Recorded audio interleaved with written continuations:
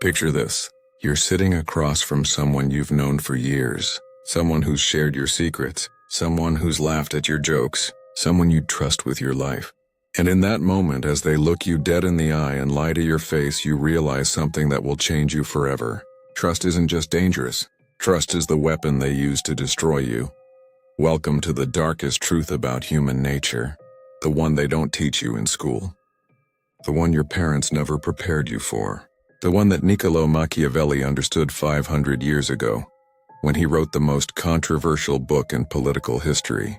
Today, you're going to learn why trust is the most beautiful illusion that destroys the unguarded, and more importantly, how to protect yourself in a world where betrayal isn't the exception. It's the rule. The deception begins. Let me tell you about Sarah, brilliant woman, MBA from Harvard. Worked her way up from nothing to become a senior executive at a Fortune 500 company.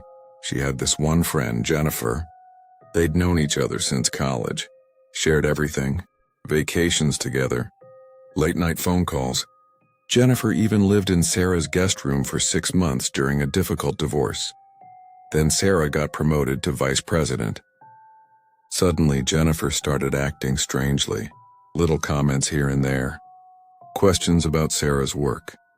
Innocent curiosity, Sarah thought. Until the day Sarah discovered that Jennifer had been secretly recording their conversations for months, feeding information to Sarah's competitors. Information that cost Sarah not just her promotion but her entire career. The woman who cried on Sarah's shoulder had been planning her destruction the entire time. This isn't a story about bad luck. This isn't about choosing the wrong person to trust. This is about understanding the fundamental law of human nature that most people refuse to acknowledge. Trust is the most efficient delivery system for pain that has ever been invented. Machiavelli understood this when he wrote, "Since love and fear can hardly exist together, if we must choose between them, it is far safer to be feared than loved." He wasn't being cruel. He was being honest about something the rest of us spend our lives learning the hard way. Think about every major betrayal in your life. Your business partner who embezzled funds, your best friend who spread your secrets, your romantic partner who cheated, the colleague who took credit for your work. Notice the pattern? They all had one thing in common: access. You gave them access because you trusted them, and they used that access to hurt you in ways that strangers never could. The harsh truth: trust isn't noble, trust is naive. And in a world where everyone is fighting for limited resources, limited opportunities, and limited recognition, trust becomes the luxury that only the powerful can afford. Everyone else? Everyone else pays the price. But here's what they don't tell you about betrayal. It's not random. It's not unpredictable, and it's not unavoidable. Betrayal follows patterns. Psychological patterns that you can learn to recognize. Behavioral patterns that reveal themselves long before the knife goes in your back. The people who betray you aren't monsters. They're not sociopaths. They're not inherently evil. They're human beings making calculated decisions about their own survival and advancement. And when the moment comes where betraying you serves their interests better than staying loyal, they choose betrayal. Every time. This is why trust is so dangerous. Because it assumes that other people will sacrifice their interest for yours, that they'll choose your well-being over their advancement, that they'll remain loyal even when loyalty becomes costly. And that assumption, that beautiful, naive assumption, is what gets you destroyed. Comment: I trust no mask if you've ever been betrayed by someone you thought was safe. Because understanding this truth is the first step toward protecting yourself in a world that rewards the ruthless and punishes the trusting. But recognizing the danger of trust is just the beginning. Because the real question isn't whether people will betray you. The real question is why they do it. And that's where things get even darker. The myth of good intentions. Let me destroy a comforting lie that keeps you vulnerable. The lie that people betray by accident. The lie that betrayal happens because of misunderstandings, poor communication, or lack of awareness. The lie that most people have good intentions, which sometimes leads to bad outcomes. This is a fantasy. Dangerous fantasy. Marcus was a software developer at a tech startup. Brilliant coder. worked 80-hour weeks building the company's core product. He had this mentor, David, who'd taken him under his wing, taught him everything about the business, introduced him to investors, even helped him negotiate his equity package. Then the company went public. Overnight millionaires everywhere. Except Marcus discovered something interesting in the SEC filings. David had been systematically reducing Marcus's equity percentage for months.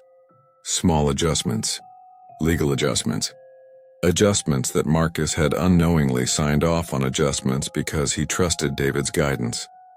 When Marcus confronted him, David looked genuinely surprised. "I was trying to protect the company," he said. "I thought you understood. Good intentions.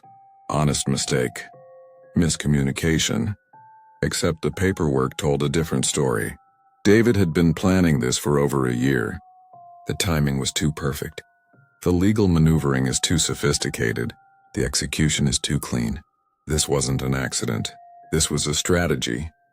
Here's what David understood that Marcus didn't. In the game of resources, someone has to lose for someone else to win.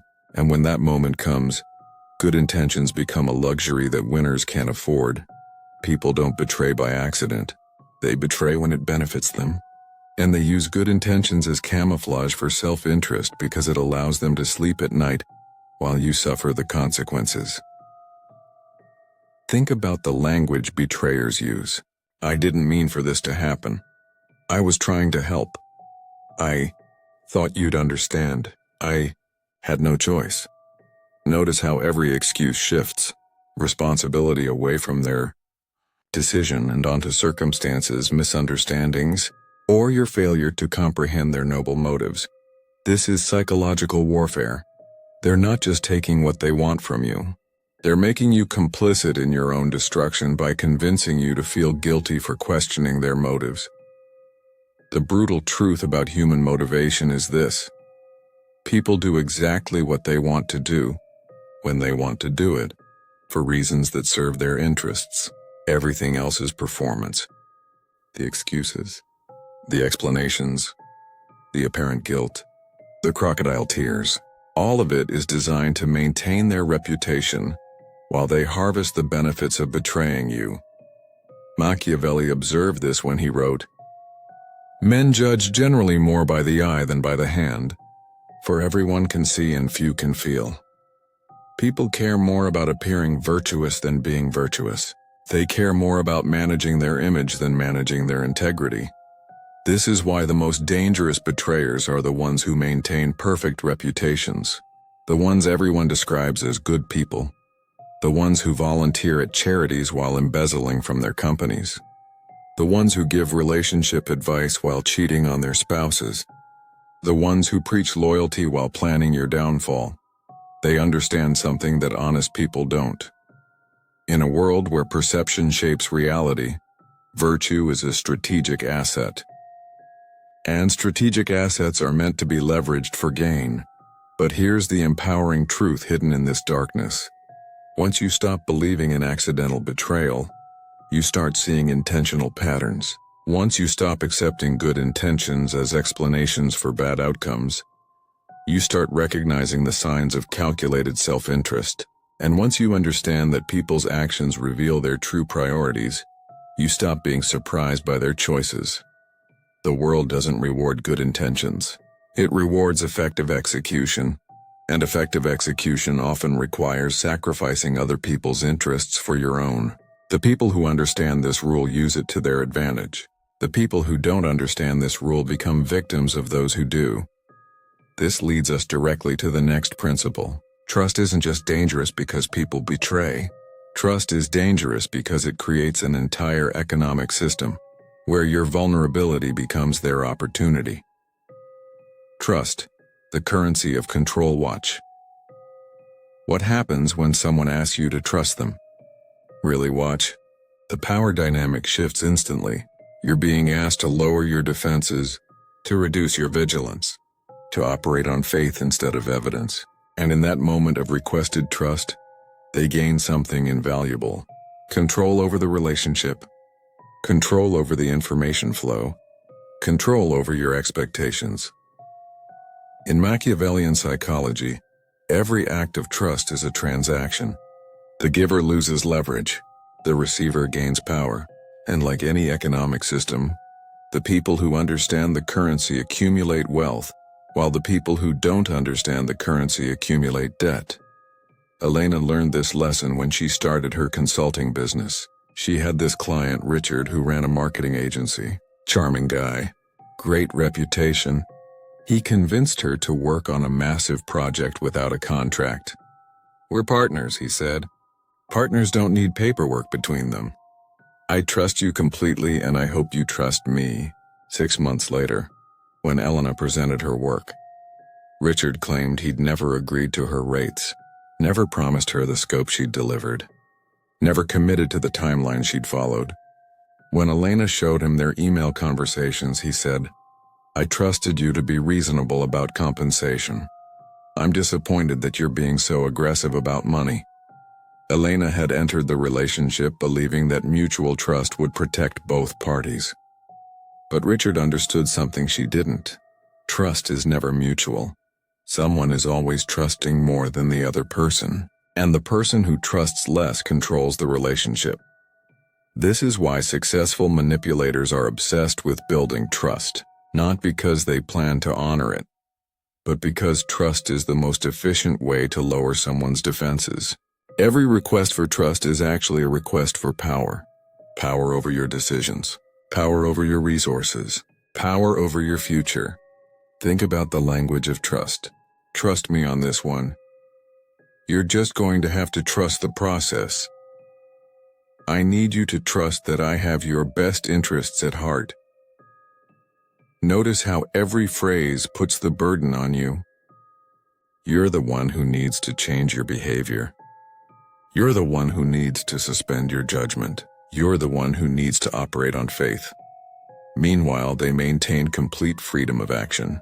They can change their mind. They can reinterpret agreements. They can claim misunderstandings. Because trust, by definition, requires you to give them the benefit of the doubt. And the benefit of the doubt is a blank check that they can cash whenever it serves their interests. Machiavelli understood this dynamic when he wrote, "Everyone sees what you appear to be. Few experience what you really are." The person requesting your trust appears to be offering reciprocal vulnerability, but what they're really doing is creating asymmetric risk. You bear the consequences of trust. They harvest the benefits of your vulnerability. This is why trust becomes addictive for the people who receive it, not because they're grateful for your confidence in them, but because your trust gives them options. Options to change the rules, options to redefine success, options to prioritize their interests over yours without losing your cooperation. The most sophisticated operators understand that trust isn't just about individual relationships. Trust is about building systems of dependency. They want you to trust them for information, trust them for opportunities, trust them for guidance. Because the more areas of your life that depend on their trustworthiness, the more power they have over your entire existence. But here's what they don't want you to realize. Power based on trust is inherently unstable. It requires constant maintenance, constant performance, constant management of your perceptions. And the moment you stop trusting blindly, their power evaporates. This is why learning to recognize trust as a power transaction is so liberating. Because once you see the game, you can choose how to play it.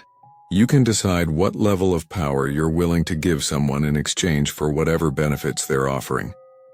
You can negotiate the terms of trust instead of accepting them blindly. The goal isn't to never trust anyone. The goal is to understand what you're trading when you trust someone, and to make sure that trade serves your interests, not just theirs. But some people are more vulnerable to these trust transactions than others. And if you're someone who prides yourself on understanding others, on being compassionate, on seeing the best in people, then you're walking around with a target on your back.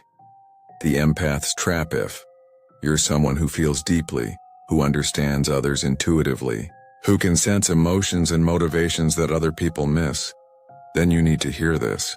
Your empathy isn't your superpower, it's your vulnerability. And the people who want to exploit you have learned to weaponize your compassion against you. Meet Jessica. Therapist. 20 years of experience helping people heal from trauma. She could read people like books. Understood their fears, their insecurities, their desperate needs for validation and connection. This gift made her extraordinary at her job. It also made her the perfect target for a predator named Michael. Michael was a patient who came to her with stories of childhood abuse, neglect, abandonment. His pain was real. His tears were genuine. His gratitude for her help was overwhelming. Jessica felt his suffering like it was her own. And slowly, gradually, their professional relationship became personal. Michael started asking for emergency sessions, then phone calls outside of office hours, then personal favors. "You're the only one who understands me," he would say. "You're the only one who sees my potential." Jessica's empathy told her he needed help. Her training told her he was crossing boundaries. But her heart told her to trust the connection between them. 2 years later, Jessica discovered that Michael had been recording their sessions, selling the recordings to tabloid journalists who were targeting her high-profile clients, using her empathy to gain access to information that he turned into profit. The man she'd tried to heal had been systematically destroying her life while she believed she was saving his. This is the empath's trap. You think understanding others protects you, but empathy without strategy invites manipulation and ruin. Because predators don't target random victims, they target people who will feel guilty about suspecting them, people who will give them the benefit of the doubt, people whose compassion can be turned into a weapon against their own judgment. Here's what most empaths don't realize. Your ability to feel what others feel doesn't give you insight into what they're thinking. Emotions are data, not truth. And people who want to manipulate you have learned to generate the emotional data that triggers your protective instincts. The tears could be real while the story is fabricated. The pain could be genuine, while the explanation is performance. The vulnerability could be authentic, while the request for help is an exploitation. Your empathy picks up the emotion, but it can't tell you whether that emotion is being used honestly or strategically. This is why empaths are so often shocked by betrayal. You felt their genuine need for connection. You sensed their real vulnerability. You responded to authentic emotional signals, but you missed the calculation, the planning. The decision to use your compassion as access to your resources. Machiavelli wrote, "The promise given was a necessity of the past.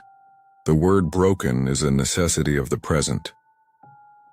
People in emotional distress make promises they mean in the moment. But when their circumstances change, those promises become obstacles to their new priorities, and they break them without guilt because survival trumps sentiment. The most dangerous manipulators are the ones who genuinely suffer, not because their suffering isn't real, but because real suffering creates real emotional connections, and real emotional connections bypass your logical defenses. You stop asking the right questions because asking questions feels like abandoning someone in pain. But here's the empowering truth that can save you. Compassion without boundaries isn't a virtue. It's self-destruction. You can feel someone's pain without taking responsibility for healing it. You can understand someone's struggles without becoming the solution to their problems. You can offer support without offering access to your life. The goal isn't to stop being empathetic. The goal is to become strategically empathetic, to understand that your ability to feel deeply is valuable precisely because it's rare, and valuable things should be protected, not given away to anyone who knows how to trigger your compassion. Real empathy includes empathy for yourself, for your needs, for your boundaries, for your right to protect your own emotional and financial resources. And sometimes, the most empathetic thing you can do is refuse to enable someone's manipulation of your kindness. But the empath's trap is just one example of a larger pattern. Because our entire society has created systems that reward betrayal while punishing loyalty. And understanding these systems is crucial to protecting yourself in a world that celebrates the wrong values. How the world rewards betrayal. Let me show you something that will disturb you. In politics, business, relationships, and social dynamics, the people who rise fastest are the ones who betray most efficiently. Not because they're smarter or more talented, but because they understand that society secretly admires ruthless efficiency over blind loyalty. Look at corporate America. The CEOs who make headlines for massive salaries are the ones who laid off thousands of employees to boost quarterly profits. The politicians who win elections are the ones who break campaign promises when keeping them becomes politically costly. The social media influencers with millions of followers are the ones who betray their audience's trust by promoting products they don't believe in. And what happens to these people? Consequences? Punishment? Social ostracism? No, they get promoted. They get re-elected. They get more followers. Because results matter more than methods. And betrayal, when executed skillfully, produces results. Take the story of Amanda, a marketing executive at a tech company. She worked alongside Tom for 3 years. They developed strategies together, shared credit for successes, built a reputation as a powerful team. Then Amanda got an opportunity to join a competing company at double her salary. The catch? They wanted inside information about her current company's product roadmap. Information that Tom had shared with her in confidence. Amanda took the job, shared the information, used her insider knowledge to help her new company outmaneuver her old one.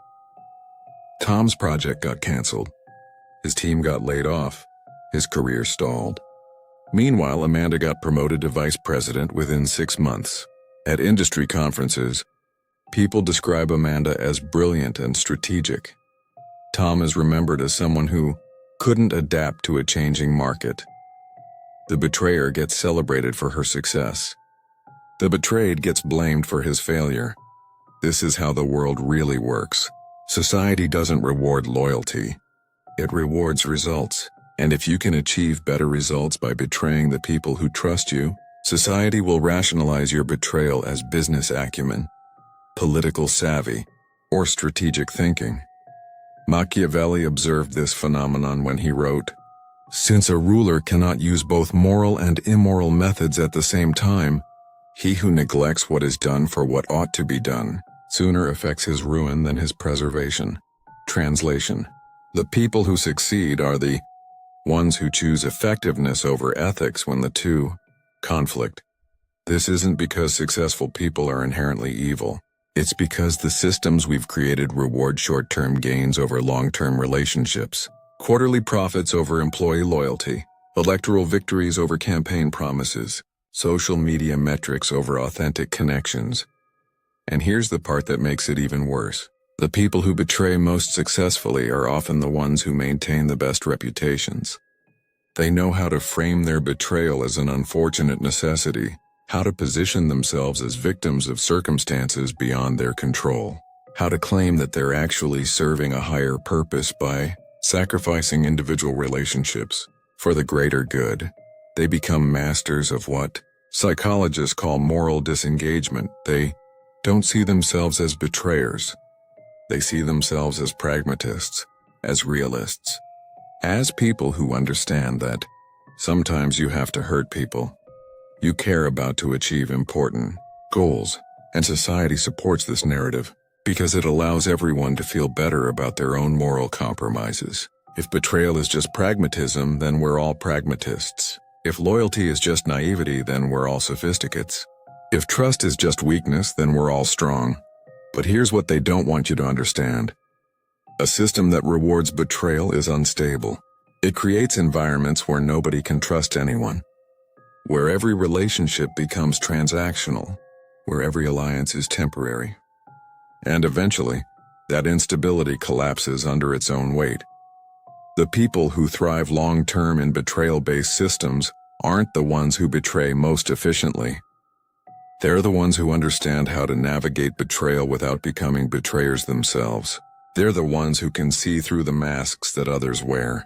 And that brings us to the next crucial principle.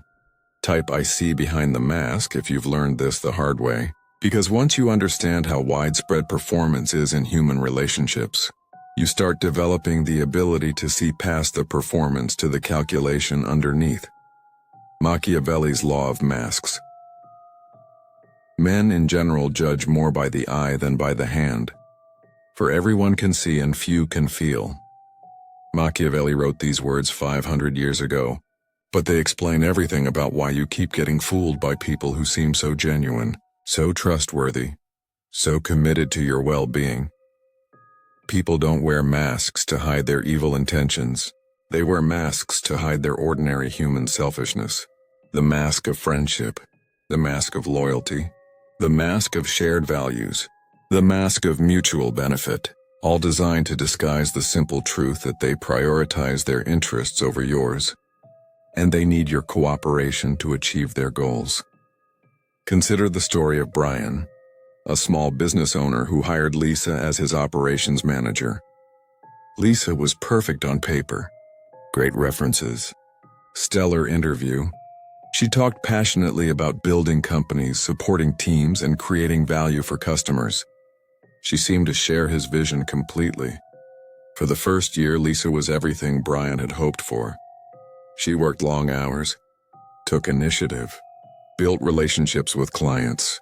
She was constantly talking about our company and our future, and how grateful she was to be part of something meaningful. Then Brian discovered that Lisa had been methodically copying his client database, his pricing strategies, his vendor relationships, and his operational procedures.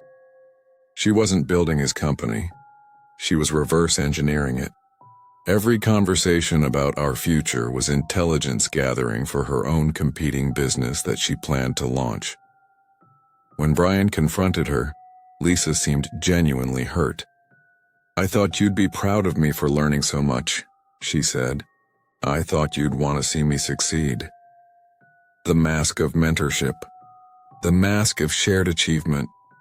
Even in the moment of discovery, she maintained the performance. This is Machiavelli's law in action. Lisa had judged correctly that Brian would respond more favorably to displays of loyalty than to honest discussions of ambition. So she gave him the performance he wanted to see while pursuing the agenda that served her interests. Here's what makes masks so effective. They're not complete fabrications. Lisa probably did feel some genuine gratitude toward Brian. She probably did enjoy the work she was doing. She probably did respect his business acumen. But those genuine feelings didn't change her fundamental calculation that her success mattered more than his trust. Most people assume that masks are either entirely real or entirely fake. That someone is either completely honest or completely deceptive. But the most dangerous masks are the ones that are mostly true. The ones that contain just enough authentic emotion to bypass your skepticism while hiding just enough selfish calculation to serve their interests. Machiavelli understood that virtue is a strategic asset. People display virtue not because they feel virtuous, but because virtue creates trust, and trust creates access, and access creates opportunity. The virtue is real. The motivation for displaying it is calculated. This is why you can't judge people's intentions by their actions. Actions are performances, intentions are strategies, and strategies adapt to circumstances.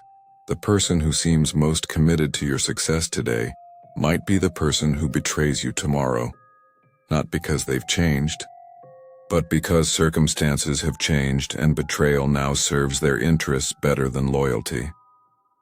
The key to seeing behind masks is understanding that everyone is running multiple simultaneous calculations. How do I advance my career? How do I protect my reputation? How do I maximize my options? How do I minimize my risks? And in the context of those calculations, their relationship with you is just one variable among many. When those calculations change, their behavior toward you changes, not because they're evil, but because they're human. And humans prioritize their own survival and advancement over other people's comfort and security. But here's the empowering truth about masks. Once you stop taking them personally, you start seeing them strategically. You realize that someone wearing a mask of friendship doesn't mean they hate you. It means they need something from you. And if you can understand what they need, you can decide whether giving it to them serves your interest too. The goal isn't to unmask everyone. The goal is to see the masks clearly enough to make informed decisions about how much of yourself to reveal, how much trust to extend, and how much dependency to accept. Because once you understand that everyone wears masks, you start recognizing the psychological patterns that drive people to betray the trust they've worked so hard to build. The psychology of betrayers. Every betrayer shares the same psychological triad: envy, fear, and opportunity. Understanding these three elements is like having a psychological X-ray machine that lets you see potential betrayal forming long before it strikes. And knowing these signs keeps your circle unbreakable. Let's start with envy, not the obvious kind that people display openly, but the subtle kind that masquerades as admiration. The colleague who constantly compliments your success while asking detailed questions about how you achieved it. The friend who celebrates your victories while making small comments about how lucky you've been. The family member who praises your accomplishments while mentioning how different your life is from theirs. Jennifer seemed like Sarah's biggest cheerleader. She was always telling Sarah how proud she was of her achievements, how impressed she was by Sarah's work ethic, how grateful she was to have such a successful friend to learn from. But if you listened carefully, Jennifer's praise always contained a subtle diminishment. You're so lucky to be naturally organized. It must be nice to have such supportive parents. I could never be as ruthless as you are about prioritizing work. What Jennifer was really communicating wasn't admiration. It was resentment disguised as a compliment. She was telling herself that Sarah's success wasn't earned through superior effort or talent, but through advantages that Jennifer lacked. This rationalization allowed Jennifer to feel justified in evening the score through betrayal. Envy-driven betrayers don't see themselves as attacking success.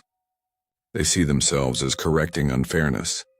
In their minds, your achievements are undeserved, which makes taking them morally acceptable. They're not betraying you. They're balancing the cosmic scales of justice. The second element is fear. Fear of being left behind, fear of losing relevance, fear of being exposed as less capable than they've pretended to be. Fear creates a psychological urgency that overrides loyalty and ethics. David, Marcus's mentor, wasn't motivated by simple greed when he reduced Marcus's equity. He was motivated by fear. Fear that Marcus was becoming too valuable to the company. Fear that Marcus might realize his own worth and demand more power. Fear that the student might surpass the teacher. So David preemptively protected his position by diminishing Marcus's stake in the company's success. Fear-driven betrayers don't plan betrayal. They stumble into it when their security feels threatened. They make rationalized decisions that protect their position while telling themselves they're protecting the relationship, the company, or the greater good. The third element is opportunity. Betrayal requires access, information, timing, and often plausible deniability. The people most capable of betraying you are the ones you've given the most access to your vulnerabilities. Lisa had the opportunity because Brian had trusted her with operational knowledge. Jennifer had the opportunity because Sarah had shared personal and professional information. David had the opportunity because Marcus had relied on his guidance for legal and financial decisions. Opportunity-driven betrayal is the most calculated kind. These betrayers don't act from emotion. They act from analysis. They see a chance to advance their interest at your expense, and they take it because the potential reward outweighs the risk of getting caught. But here's what makes the psychology of betrayal so predictable. All three elements have to align for betrayal to occur. Envy without opportunity is just resentment. Fear without opportunity is just anxiety. Opportunity without emotional motivation is just potential unused. This is why betrayal often surprises people at moments of transition. Promotions, success, major life changes, new opportunities. These moments simultaneously trigger envy and fear, while creating new opportunities for betrayal. The person who seemed perfectly loyal when you were struggling suddenly becomes dangerous when you start succeeding. Machiavelli understood this when he wrote, "Hatred is acquired as much by good works as by evil." Your success doesn't just create admirers, it creates enemies. People whose self-worth depends on your failure. People whose position depends on your limitations. People whose opportunities depend on your vulnerabilities. But recognizing the psychology of betrayal gives you power, because you can start seeing the warning signs, the subtle shifts in language, the increased interest in your private information, the questions that seem supportive but feel invasive, the compliments that contain criticism, the support that comes with conditions. More importantly, you can start managing the three elements strategically. You can limit access to reduce opportunity. You can address insecurities to reduce fear. You can avoid triggering envy by being strategic about how you share success. The goal isn't to become suspicious of everyone. The goal is to understand human psychology well enough to predict when loyalty becomes costly and betrayal becomes tempting.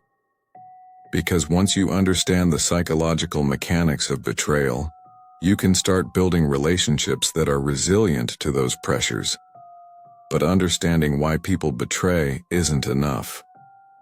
You need to understand how to protect yourself when betrayal is inevitable, and that requires learning a skill that goes against every instinct you have about trust and relationships. Trust with a knife behind your back. True strength isn't paranoia. True strength isn't refusing to trust anyone. True strength is strategic trust.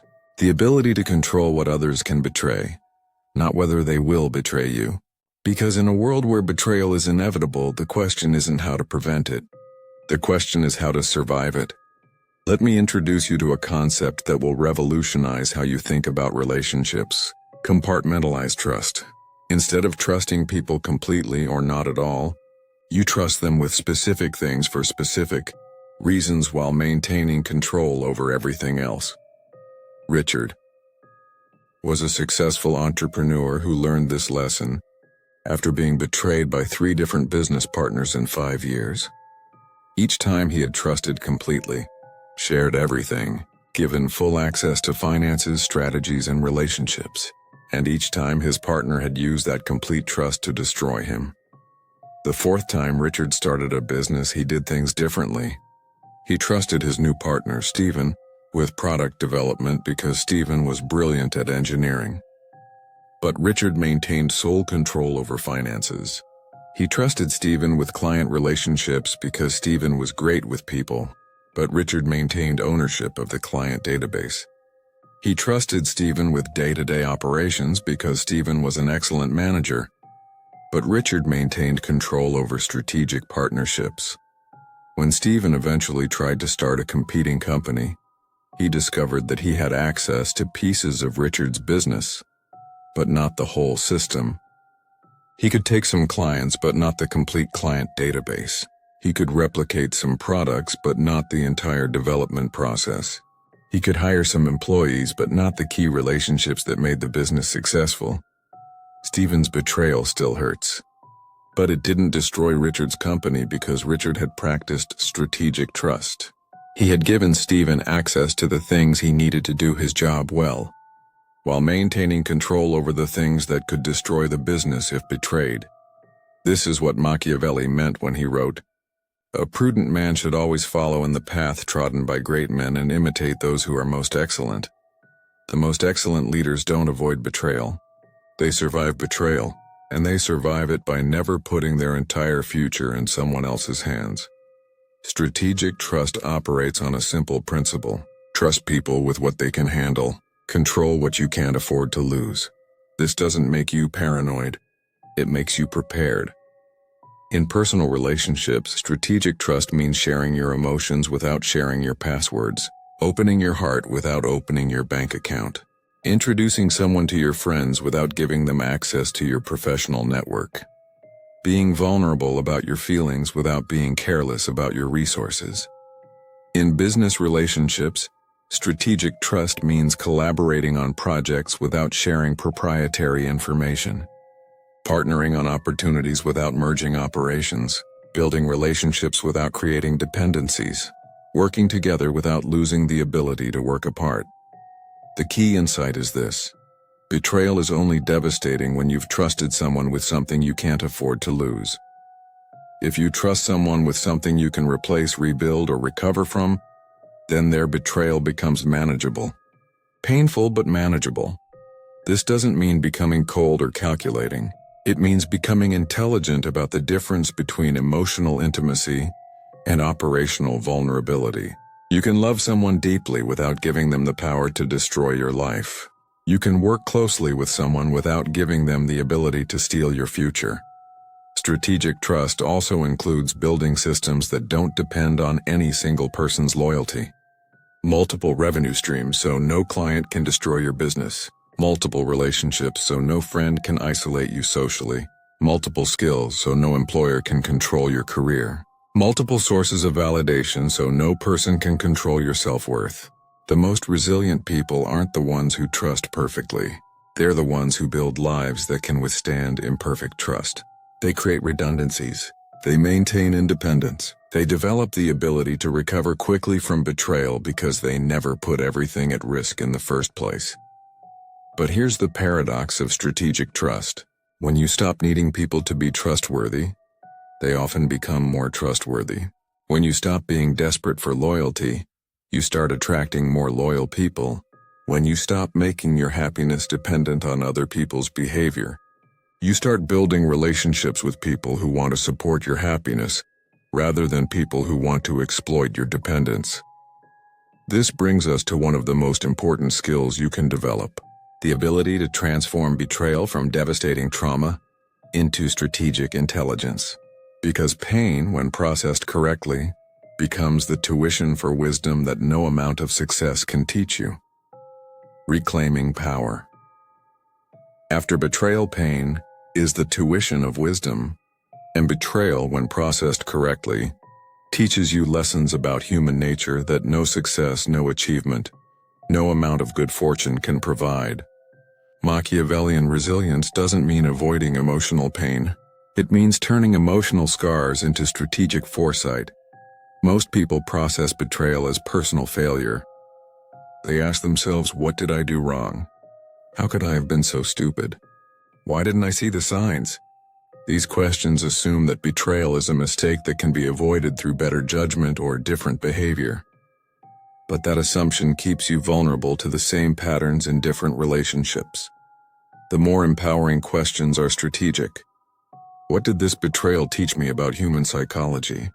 What systems can I build to survive similar betrayals in the future? How can I use this experience to become more perceptive about people's motivations? What boundaries do I need to establish to protect my most important resources? Maria learned this after her business partner embezzled $200,000 from their joint venture. Instead of focusing on the money she'd lost or the trust she'd misplaced, Maria analyzed the psychological and operational factors that had made the betrayal possible. She realized that her partner had been testing boundaries for months before the major theft. Small discrepancies in expense reports, minor delays in financial documentation, resistance to implementing accounting controls. Each test had revealed that Maria valued harmony over oversight, and that information had been used to plan larger violations. Maria also realized that she'd been emotionally dependent on her partner's approval. She'd avoided difficult conversations about money because she was afraid of seeming distrustful. She'd ignored warning signs because she wanted to believe in their partnership. Her need for the relationship to succeed had made her complicit in the conditions that enabled betrayal. But instead of using these insights to beat herself up, Maria used them to build better systems. She implemented financial controls that didn't depend on trust. She created communication protocols that separated personal feelings from business decisions. She developed the ability to have difficult conversations without fearing the loss of relationships. Most importantly, Maria learned to see betrayal as information about other people rather than judgment about herself. Her partner's theft revealed his character, not her inadequacy. His willingness to steal revealed his values, not her naivety. His ability to lie convincingly revealed his skills, not her stupidity. This reframe is crucial because it allows you to learn from betrayal without being traumatized by it. You can analyze what happened without taking personal responsibility for other people's choices. You can develop better discernment without losing your ability to form new relationships. Machiavelli understood this when he wrote, "Everyone sees what you appear to be. Few experience what you really are." Betrayal teaches you to distinguish between appearance and reality, between performance and authenticity, between what people say and what they do when they think nobody is watching. This knowledge becomes a form of power. Not the power to hurt others, but the power to protect yourself. The power to see through manipulation. The power to recognize patterns before they complete.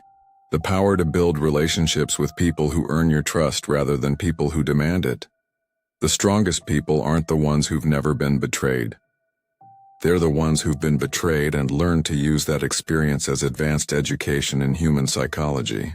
They've developed what psychologists call earned security.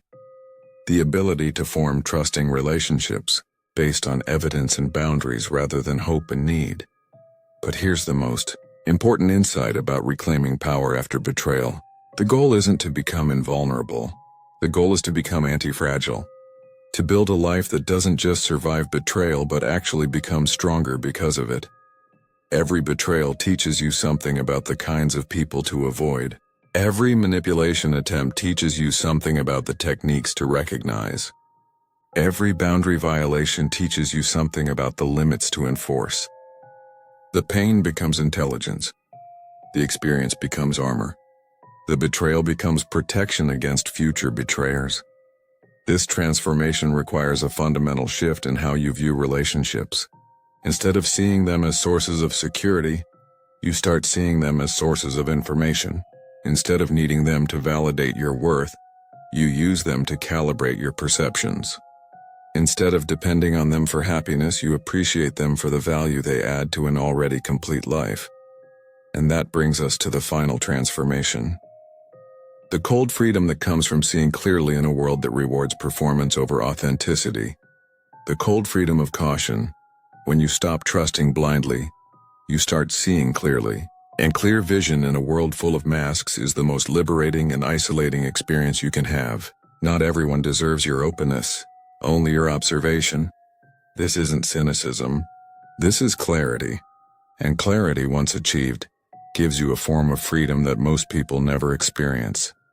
The freedom to evaluate people based on their actions rather than their words. The freedom to form relationships based on mutual benefit rather than emotional need. The freedom to walk away from situations that don't serve you without guilt or regret. The freedom to protect your resources without justifying your boundaries to people who want to violate them. David learned this freedom after losing his marketing agency to a partner who'd been systematically undermining him for 2 years. For months after the betrayal, David felt bitter, angry, convinced that he could never trust anyone again. He saw enemies everywhere, questioned everyone's motives, interpreted every friendly gesture as potential manipulation. But gradually something shifted. Instead of feeling suspicious, David started feeling curious. Instead of expecting betrayal, he started recognizing patterns. Instead of fearing deception, he started appreciating honesty when he encountered it. He developed what he called affectionate detachment, the ability to enjoy people's company without depending on their loyalty. This is the cold freedom of caution. Cold not because it's emotionless, but because it's not heated by a desperate need for validation, approval, or security from others. Free because it operates from choice rather than compulsion. You engage with people because you want to, not because you need to. You trust people because they've earned it, not because you're hoping they will. Most people experience relationships as emotional roller coasters. Excitement when someone shows interest, anxiety when they seem distant, devastation when they betray trust, relief when they return to good behavior. But a clear vision stabilizes these emotional extremes because you stop taking other people's behavior personally. When someone lies to you, you don't interpret it as a statement about your worth. You interpret it as information about their character. When someone betrays you, you don't assume you failed to earn their loyalty. You recognize that they prioritize their interests over your relationship. When someone manipulates you, you don't blame yourself for being vulnerable. You credit yourself for learning their techniques. This shift in perspective is profoundly liberating because it removes the emotional charge from other people's disappointing behavior. Disappointment requires expectation, and expectation assumes that other people exist to meet your needs rather than their own. Clear vision eliminates those assumptions. Machiavelli wrote, "It is better to be feared than loved if you cannot be both." But he also understood something subtler. It's better to be respected than needed, because respect is based on recognition of value. Need is based on dependency, and dependency makes you vulnerable to anyone willing to withhold what you need. The cold freedom of caution teaches you to build relationships from a position of strength rather than need. You offer value because you have value to offer, not because you're trying to earn someone's approval. You seek connection because you enjoy it, not because you require it for emotional stability. This doesn't mean becoming emotionally unavailable. It means becoming emotionally intelligent. You can feel deeply without being controlled by those feelings. You can care about people without taking responsibility for their choices. You can be generous without being exploitable. The paradox of this freedom is that it often attracts higher quality relationships. When you stop being desperate for connection, you start attracting people who want to connect with you rather than people who want to use you. When you stop tolerating poor treatment, you create space for people who want to treat you well. But this freedom comes with a price. Once you see clearly, you can't unsee. Once you understand the performance aspect of most social interactions, you can't return to naive authenticity. Once you recognize the calculation behind most offers of friendship, you can't go back to assuming good intentions. Some people find this knowledge lonely. They miss the comfort of blind trust. They miss the excitement of believing in perfect relationships. They miss the simplicity of taking people at face value. But loneliness based on truth is preferable to connection based on illusion, because illusion-based relationships eventually collapse under the weight of reality, while truth-based relationships become stronger over time. You don't need to hate humanity. You just need to see it without the illusion of safety. You don't need to become cold. You just need to become selective. You don't need to stop trusting. You just need to start trusting intelligently. The world doesn't reward the pure. It rewards the perceptive. And perception, developed through experience and refined through betrayal, becomes the foundation for building a life that's both meaningful and protected. The people who hurt you taught you to see. The people who betrayed you taught you to choose. The people who used you taught you your value. And the people who tried to control you taught you your freedom. This is Machiavelli's final gift, not the cynical assumption that everyone is evil, but the liberating recognition that everyone is human, and humans, when understood clearly, become predictable, and predictability, when leveraged strategically, becomes power. The power to choose your battles, the power to protect your resources, the power to build relationships that serve your growth, rather than exploit your vulnerabilities. The power to trust when trust is warranted and withdraw when it's not. You've learned to see behind the mask. Now use that vision to build a life worthy of your new understanding. Not everyone deserves your openness, but everyone deserves your observation. And observation, practiced with intelligence and applied with wisdom, is the foundation of a life lived with eyes wide open. If this lesson hit hard, subscribe. The next chapter will teach you how to use distrust as your greatest weapon, because once you understand the game, you can choose how to play it, and playing it well means never being surprised by human nature again. Drop this affirmation in the comments. I see the world clearly, and clear vision is my freedom. Because clarity isn't punishment. Clarity is power, and power, when wielded with intelligence, is the only protection you need in a world where everyone wears masks. The truth has set you free. Now use that freedom wisely.